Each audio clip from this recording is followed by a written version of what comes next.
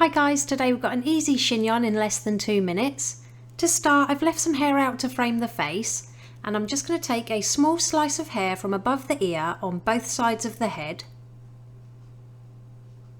Bring these sections together and join them at the back of the head with a clear elastic band. Now pop your fingers behind that elastic band, grab that little ponytail and pull it all the way through to create a small twist. Next, divide the hair in half, and working on that right hand side first, we're going to do a simple 3-strand braid all the way down to the bottom of the hair and then tie it off with another elastic band. Now pop your fingers behind that little twist on the right hand side and pull the braid through.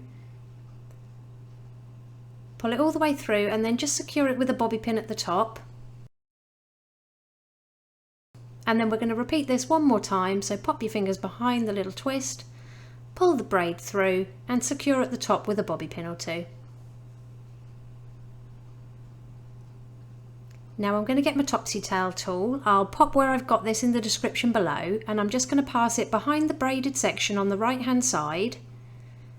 Take the rest of the hair that's hanging down and bring it over to that topsy tail tool, pass it through the loop and then pull it all the way through to the bottom of the hair. Then secure it at the top with a couple of bobby pins. Now on that last bit of hair that's hanging down, again I'm going to do a simple 3-strand braid and tie it off with another elastic band. And we're going to take this straight up, and I'm going to use my little tool and I'm just going to pop it to the left of that braided section and then pull that new braid all the way through. And once again just secure it to the head using a couple of bobby pins. And it really is that simple. Here's the finished look.